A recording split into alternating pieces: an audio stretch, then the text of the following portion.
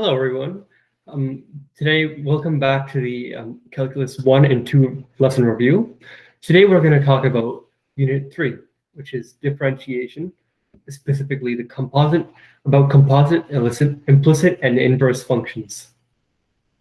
So this unit describes how differentiation works with more complex functions and equations, specifically composite, implicit, and inverse functions. So let's first review the derivative of composite functions. So the composite function is specifically a function inside of another function. So f of g of x. And the derivative of this function is just the derivative of the inside function times the derivative of the outside function. But remember the variables of respect here. So here, the derivative is just the derivative of the inside function, g of x, with respect to x, times the derivative of the outside function, f of x, f of g of x, with respect to g. And we're thinking about g as a variable in itself.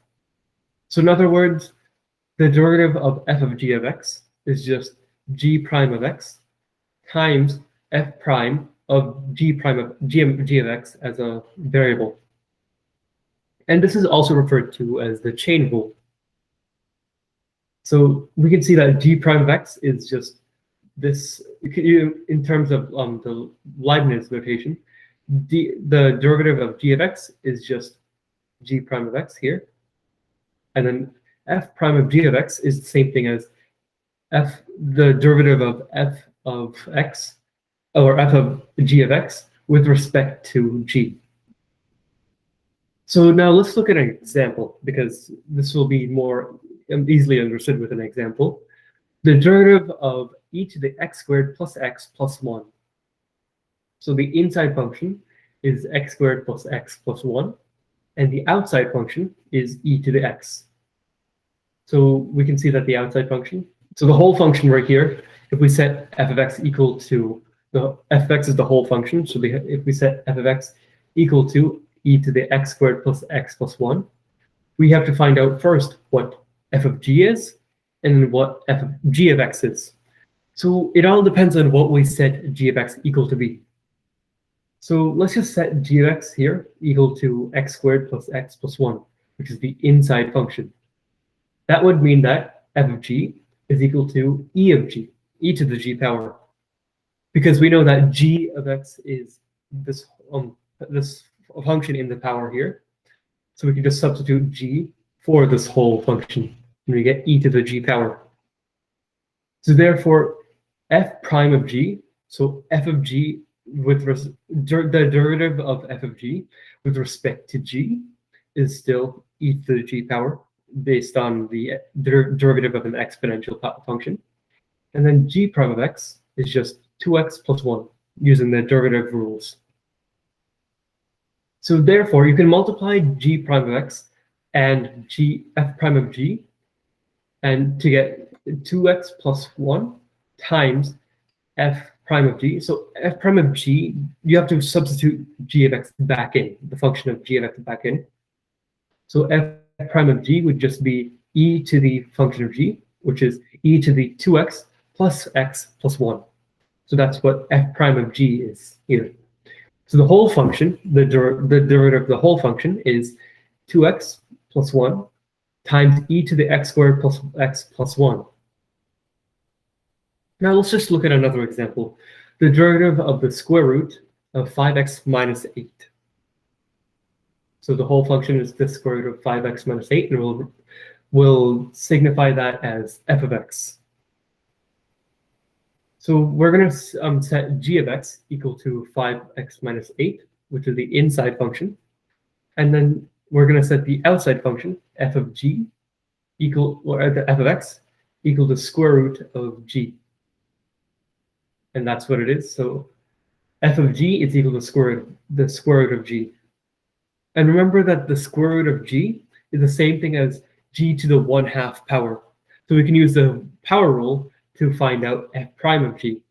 And that'll just get you 1/2 times the square root of g, while g prime of x is just 5. So finding f prime of x is just simple as just multiplying these two together.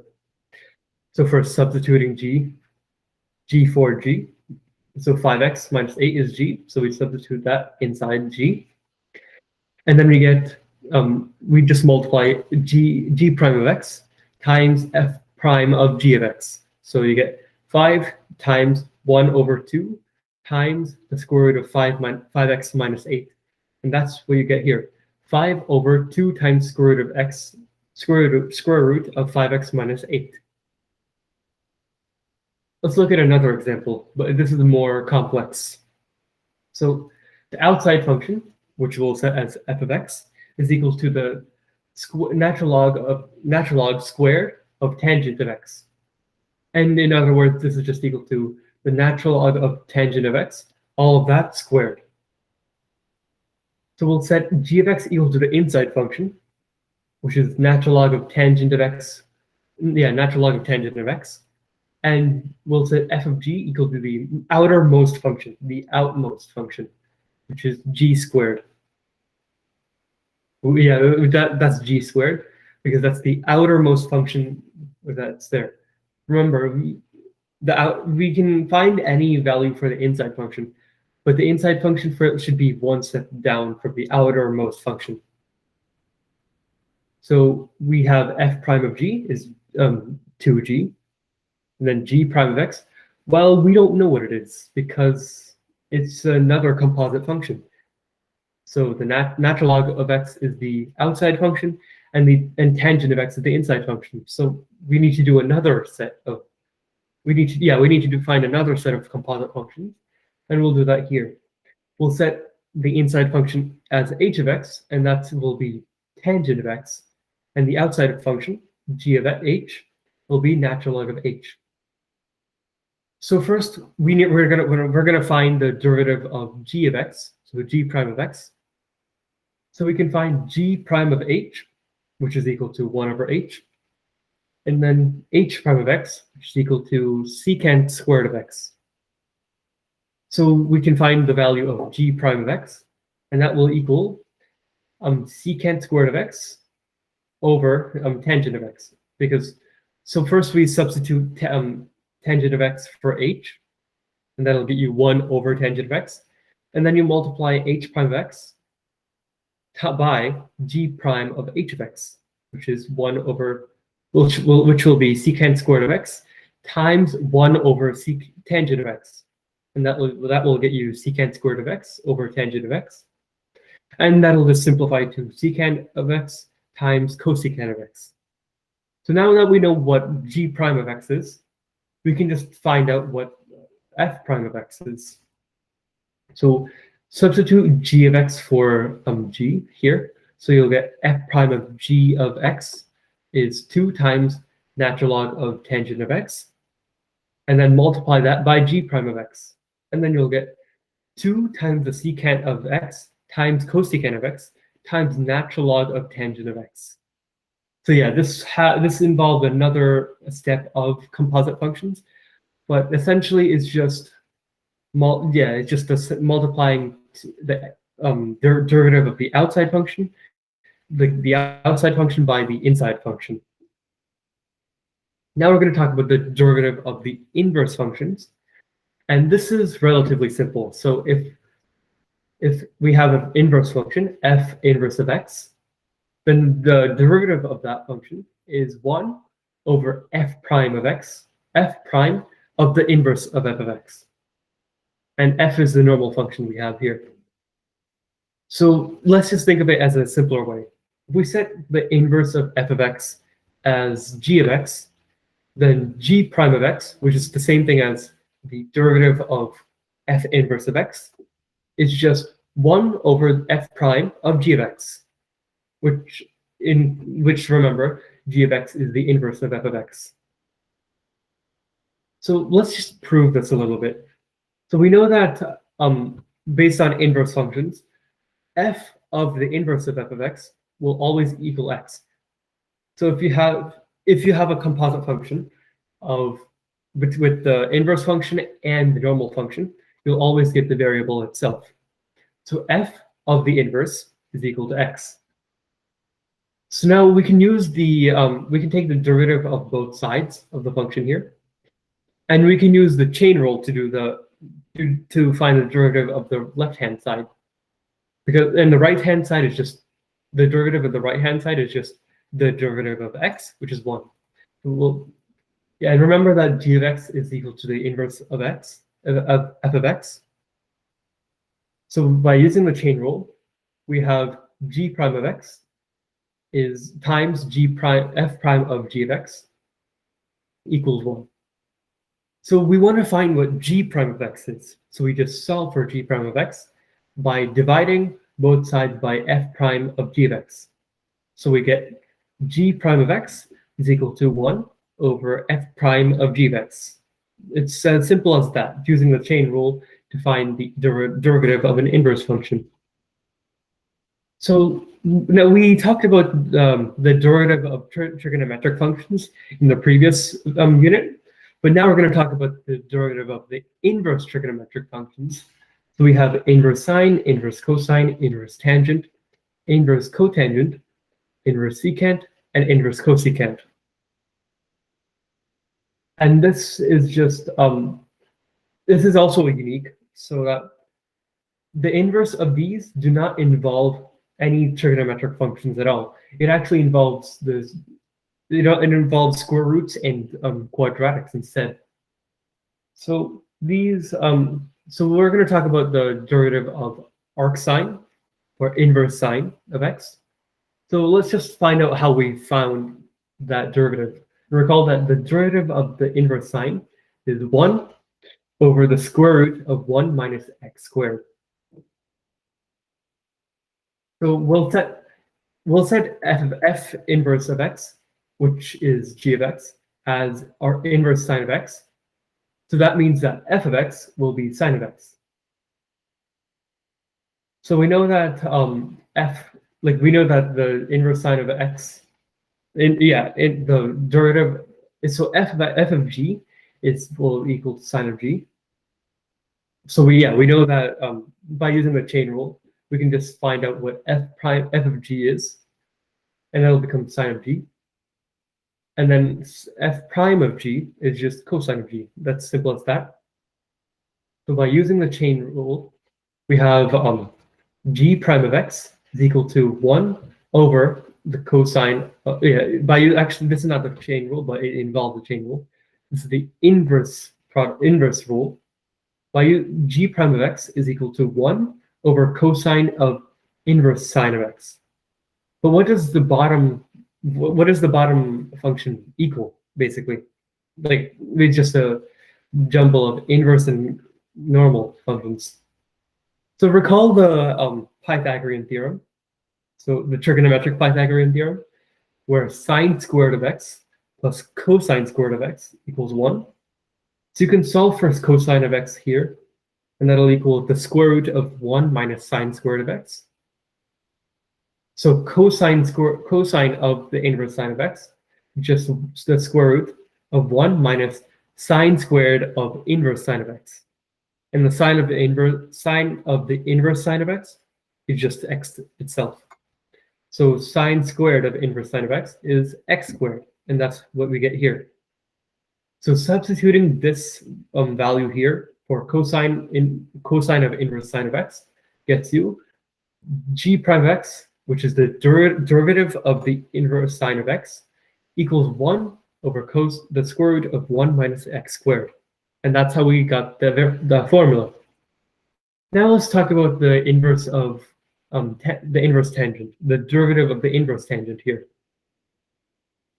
So f of x, well, so if we have f inverse equal g of x, which is equal to inverse tangent of x, then f of x itself, the normal function, will be tangent of x. So, so f of g will be tangent of g, and f prime of g will be secant of g, secant squared of g. And basically, by using the inverse rule, g prime of x is just 1 over f prime of g, and which by substituting g for tangent, so by substituting arc inverse tangent of x for g, we get that g prime of x is 1 over the secant squared of inverse tangent of x. Now we'll use another trigonometric property, and that's that 1 plus the tangent squared of x is equal to the secant squared of x. So solving for secant squared of x, so we don't need to solve for secant squared of x, it's already been solved. So by substituting arc inverse tangent of x for x, we get 1, the secant squared of arc inverse tangent of x equals 1 plus this tangent squared of inverse tangent of x. And remember, tangent of inverse tangent of x is just x, and then tangent squared of inverse tangent of x is x squared. So this whole function here equals x1 plus x squared. You can substitute that for this function here, and then you get g prime of x is the derivative of inverse tangent of x equals 1 over the 1 plus x squared. Now let's look at a table here. So we don't always have to have a function that we don't have to have a function that's defined. We can also use the tables that are present in this here. So let's just establish that the inverse of h of x is g of x. So what is g prime of x? G prime of 7. Well, there are a lot of things to go over here, so we'll just look over the inverse rule with this. So since g is the inverse, g prime of x is equal to 1 over h prime of g of x. So we first have to find out what g of x is, or in this case, since we're finding g prime of 7, we substitute 7 for x. We need to find out what g of 7 is. So g of 7 is inverse of h of inverse of h of 7. So we go here. We find out that if h of x is 7, then inverse of h of 7 is 3. That's how we get 3 for this. So now g prime of 7 is just 1 over the h prime of 3. And yeah, since g of 7 is 3, we can just substitute 3 for g of 7. And then we're left with h prime of 3. And h prime of 3 is just 2. We can just see that here. So, in other words, g prime of 7 is 1/2. And that was as simple as just finding out which values are necessary to plug in and then just find out what it is. Now we're going to talk about higher order derivatives. So we don't always talk about the single derivative, so the derivative of the first order. We sometimes have derivatives of the second order, so second derivatives. So this is the Leibniz notation of the second derivative. So d squared of f of dx squared. So that's the second derivative. And that essentially is just the derivative of the derivative of f of x. So you take a derivative of a derivative. And that's as simple as that. That's what a higher order derivative is. Or in terms of Lagrange notation, f prime of x, f double prime of x. You can also symbolize it as f parentheses 2 of f of x equals f prime of x prime, or so the derivative of f prime of x. So similarly with the third derivative, you have 3 instead of 2, and this is just the derivative of the second derivative of f. So in Lagrange notation, that's f triple prime of x equals, so you just have f parentheses 3 of x of, which is equal to f double prime of x prime, or the derivative of f double prime of x. Similarly, with the fourth derivative, instead of 3, we have 4, and this is just the derivative of the third derivative of f. and in terms of Lagrange notation. We have this time we don't want too many primes. We don't want too many apostrophes. So we just symbolize it as f parentheses 4 of x. So with any higher notations, any higher derivatives, we'll just use these. So we'll use these parentheses notations. But for first, second, and third derivatives, you can use these primes. And this is just equal to f triple prime of x, or prime, or the derivative of f triple prime of x. So essentially, the nth derivative of a function is just the derivative of the n-1 derivative of f. And in other words, you can say that f parentheses n of x is just the derivative of f parentheses n-1 of x. Now, we're going to go over some notations here. So it's crucial that you include the parentheses whenever you're talking about derivatives, because this notation here is not the same as this notation here. This defines a derivative. You're talking about derivatives when you put parentheses in the subscript, in the superscript. But the right side notation is just an exponent, not a derivative. It's just f of x to the n power. So the left side is the nth derivative of f, but the right side is f of x to the n power. So remember this notation. So let's go over an example real quick.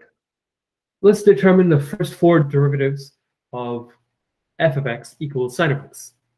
And the first 4 derivatives are the first, second, third, and fourth order derivatives. So let's find out df dx. Or you could just say df dx, just as a simplification. And that'll equal the derivative of sine of x. And that's just cosine of x. Easy as that. Now let's find out the second derivative, that's the second derivative of f. And remember that the second derivative is the derivative of the first derivative of f.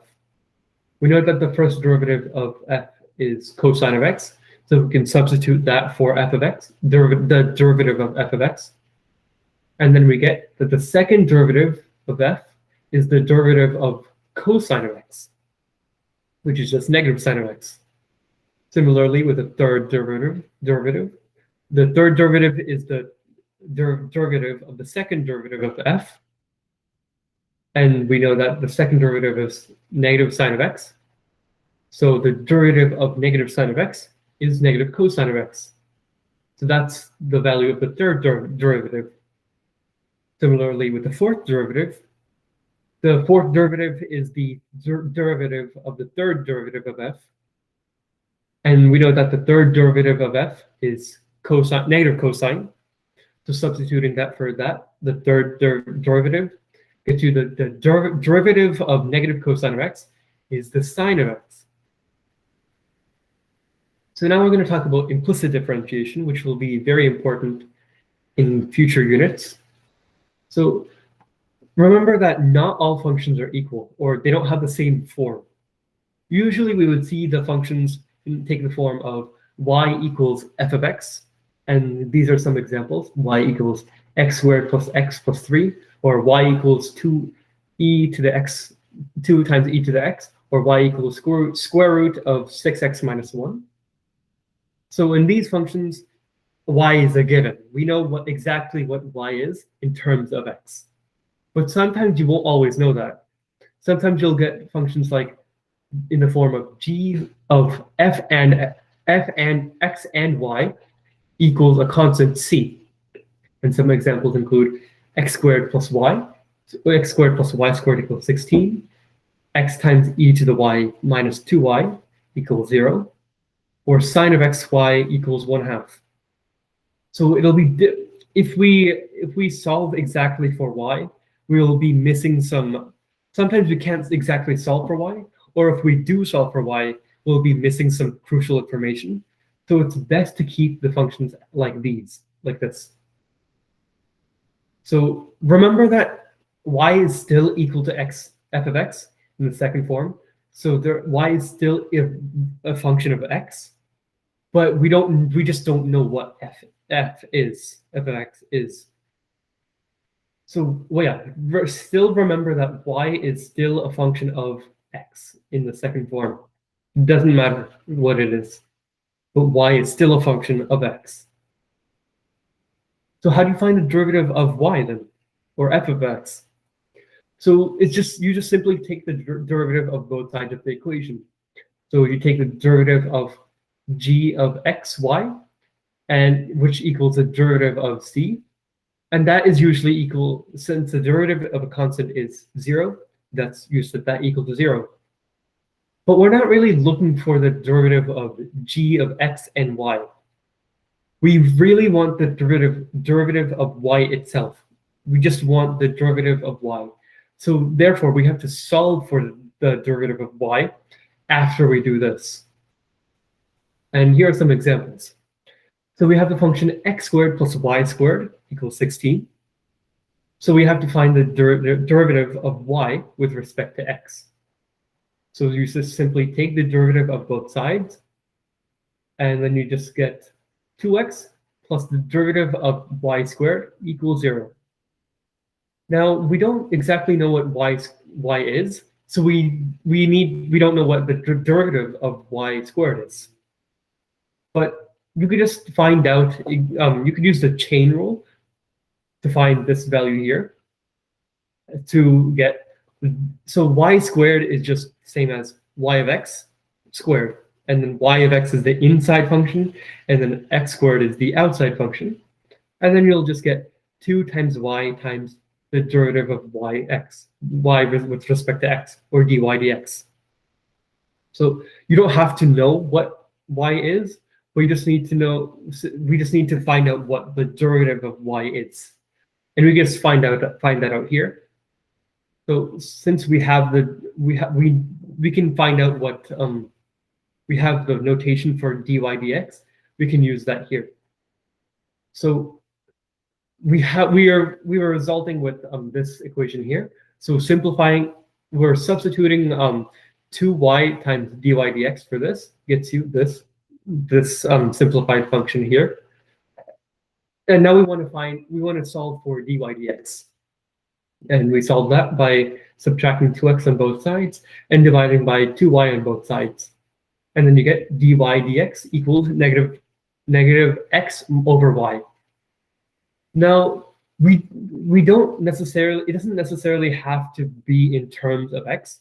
We can keep it in terms of y, x and y again.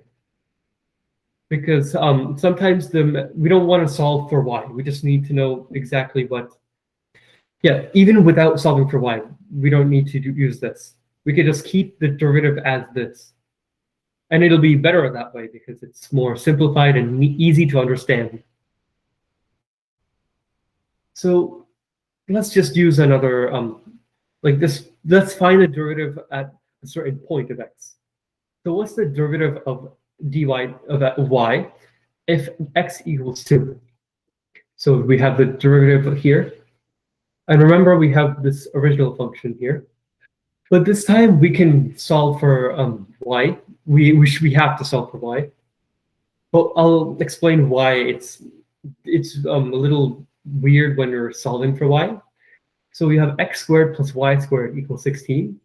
But then y is equal to plus or minus the square root of 16 minus x squared.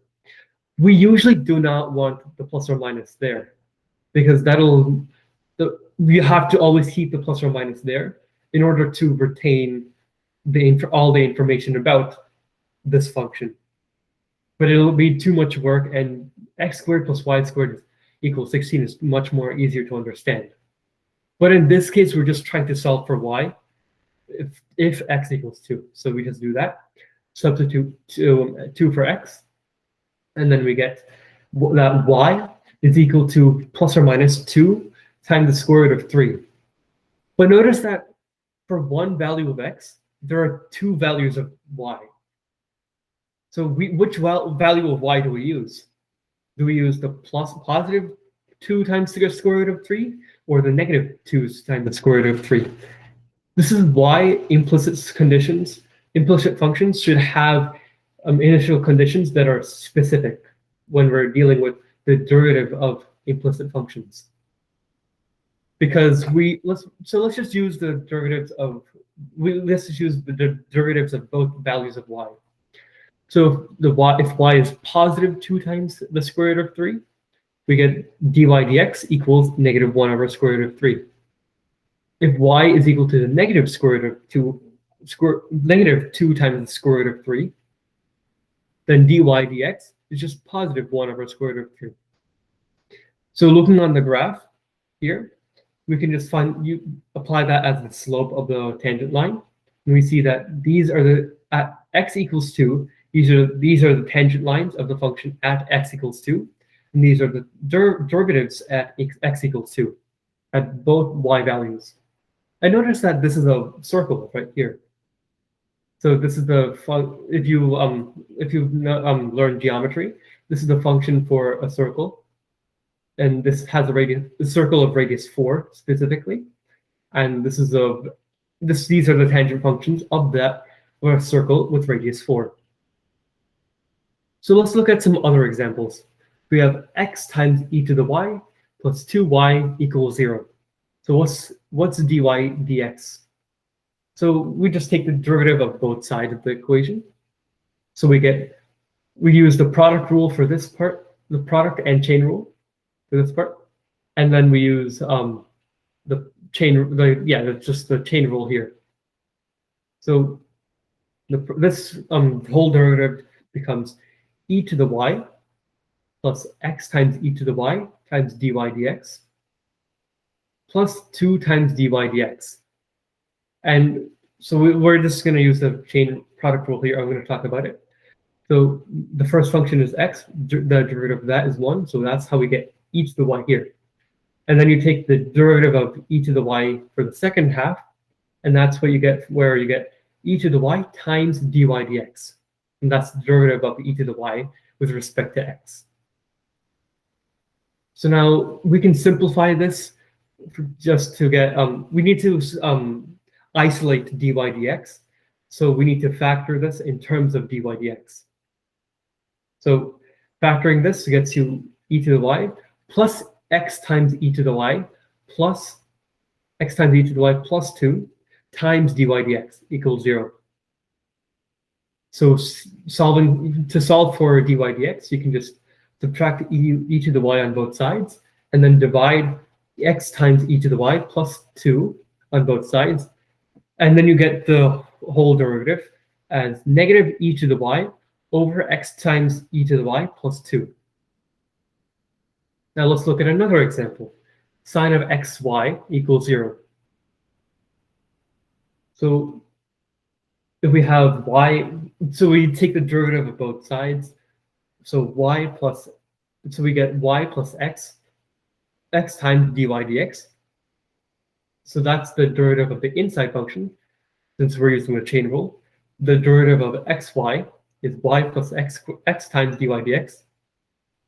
And the derivative of the outside function, sine, is cosine. So you just get cosine of xy equals 0. So the derivative of 0 is still 0.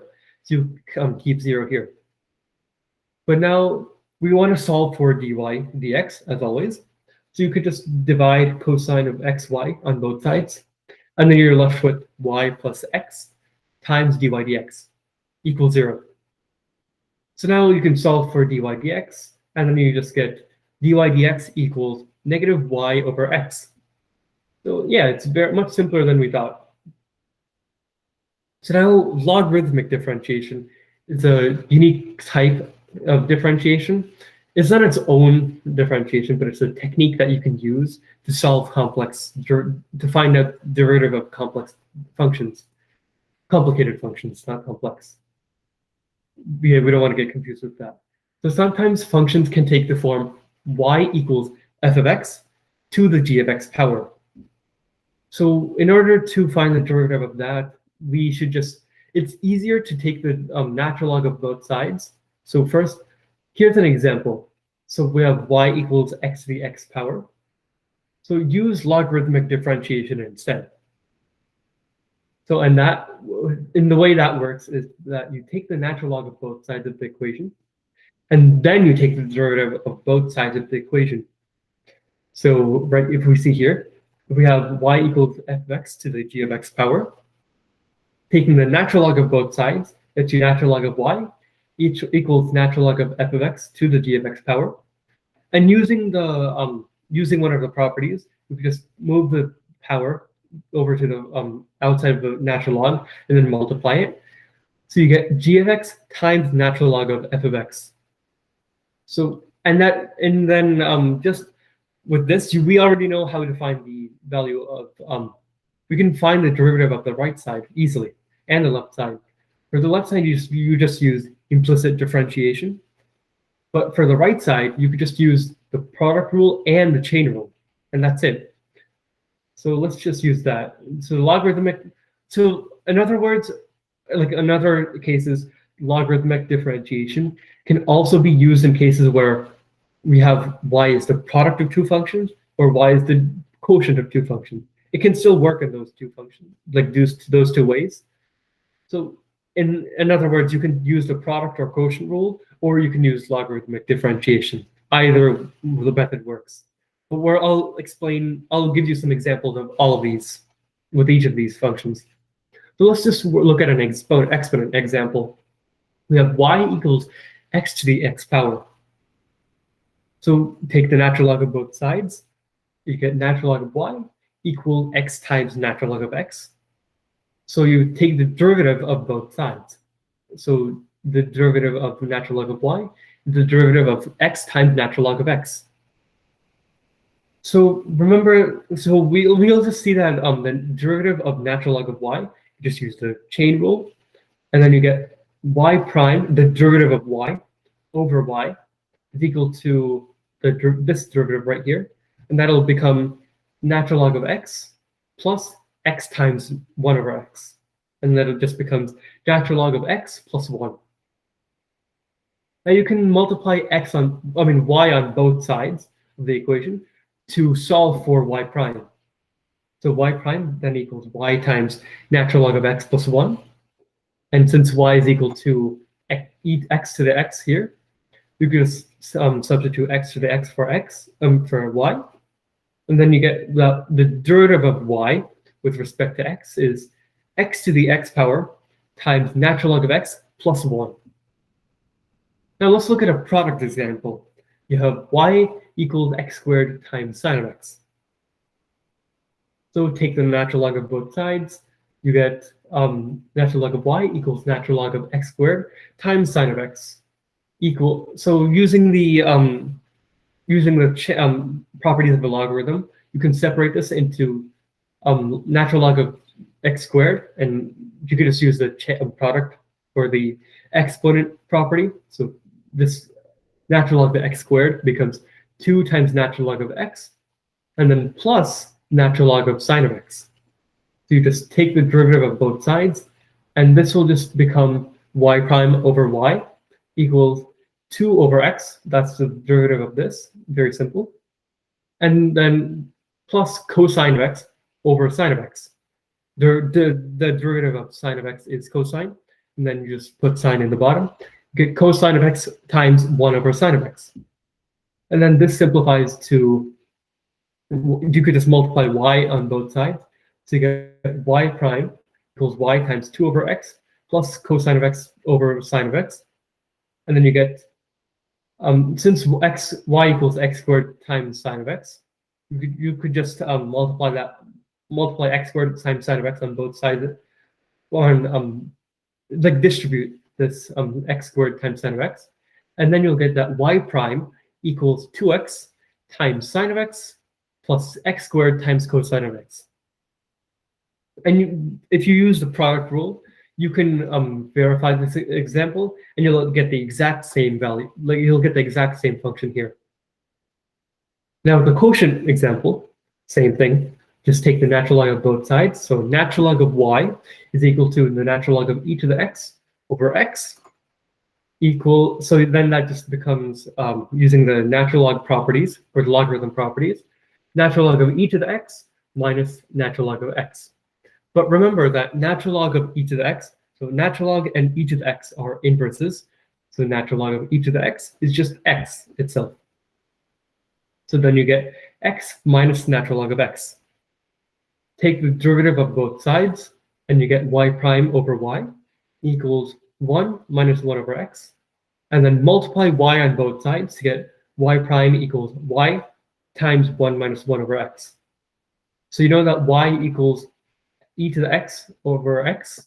So you get y prime equals e to the x over x. You just distribute it. You just distribute the function for y on both sides.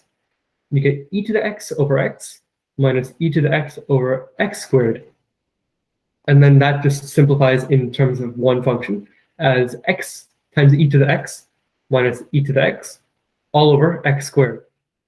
And if you use the quotient rule, you can verify that this function is indeed the derivative of e to the x over x. So now this is a shorter unit, but we went over the derivative of composite functions. We went over the derivative of inverse functions. We went over higher order derivatives, and we also went over implicit differentiation. So thank you so much for watching my video. If you have any questions, email me at this email. And the next unit that we're going to talk about is Unit 4, which is the contextual applications of differentiation. So thank you so much for watching, and I hope you have a good day. So, yep, see you next time.